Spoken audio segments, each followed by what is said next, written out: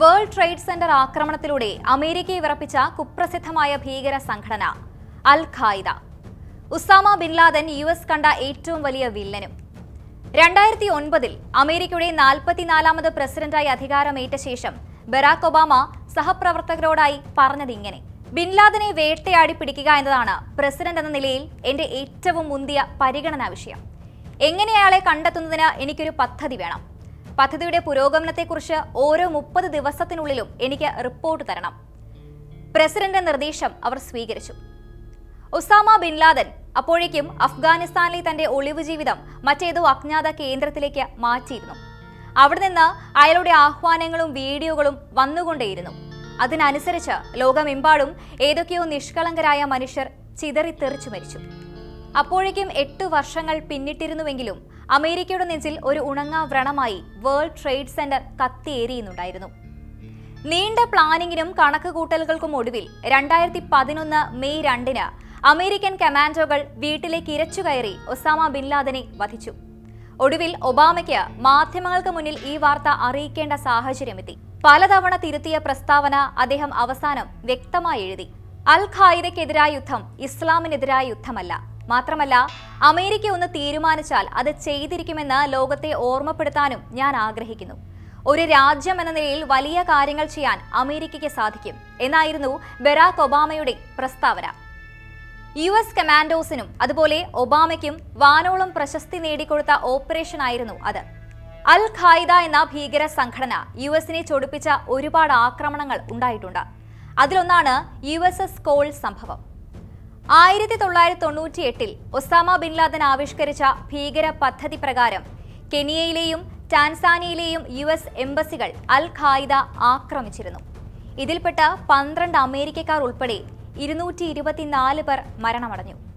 ഇതിനുശേഷമാണ് USS call സംഭവം ഉണ്ടാകുന്നത്. യമനിൽ വെച്ച് USS കോൾ എന്ന US പടക്കപ്പൽ അൽ ഖായിദ ഭീകരർ ആക്രമണം നടത്തി.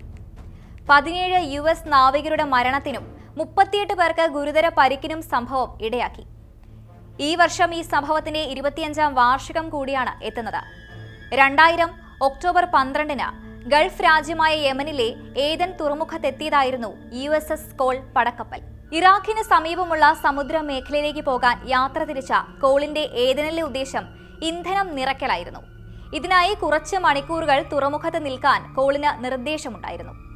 ഇന്ധനം നിറയ്ക്കൽ പ്രക്രിയയ്ക്കായി കോളിന് ചുറ്റും ചെറു ബോട്ടുകൾ വലയം തീർത്തു നിന്നിരുന്നു. ഇതിലൊരു ബോട്ടിന്റെ വ്യാജേനയാണ് ഭീകരരുടെ ബോട്ട് കയറിപ്പറ്റിയത്.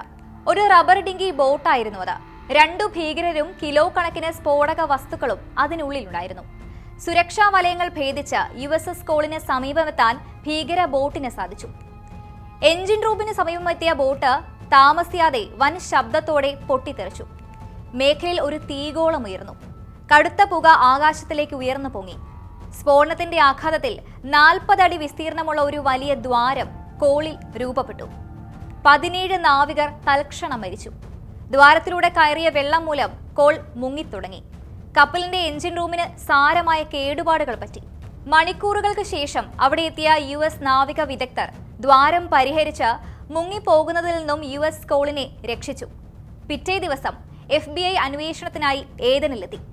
പിന്നീടുള്ള കാലഘട്ടത്തിൽ 6 പേർ സംഭവത്തിൽ യമനിൽ വെച്ച് പിടിയിലായി. അൽ ബാദവി, അൽ നഷീറി എന്നിവരായിരുന്നു ഇതിൽ പ്രമുഖർ. ഇരുവർക്കും വധശിക്ഷ വിധിക്കപ്പെട്ടെങ്കിലും അൽ ബാദവി താമസിയാതെ ജയിൽ ചാടി. അൽ നഷീറിയെ ഗണ്ടാനാമോ തടവറയിലേക്ക് മാറ്റി. 2019 അൽ ബാദവി US വ്യോമാക്രമണത്തിൽ യമനിൽ വെച്ച് കൊല്ലപ്പെട്ടു. ആക്രമണത്തിന് ശേഷം USS കോളിനെ ഒരു നോർവീജിയൻ കപ്പൽ കെട്ടിവലിച്ച് US-ൽ എത്തിച്ചിരുന്നു. ഇവിടെ വെച്ച് കൂടുതൽ അറ്റകുറ്റപ്പണികൾ നടത്തുകയും ഡെക്ക് പുനർനിർമ്മിക്കുകയും ചെയ്തു. 2003 നവംബറിൽ USS കോൾ വീണ്ടും നീറ്റിലിറങ്ങി. ഭീകരാക്രമണത്തിൽ മരിച്ച 17 സൈനികരോടുള്ള ആദര സൂചകമായി 17 നക്ഷത്രങ്ങൾ കപ്പലിന്റെ ഹാൾവേയിൽ സ്ഥാപിച്ചിട്ടുണ്ടായിരുന്നു. 2011 ഒസാമ ബിൻ ലാദനെ ഇല്ലാതാക്കിക്കൊണ്ട് US ഈ ആക്രമണങ്ങൾക്ക് എല്ലാം പരിഹാരം കണ്ടു.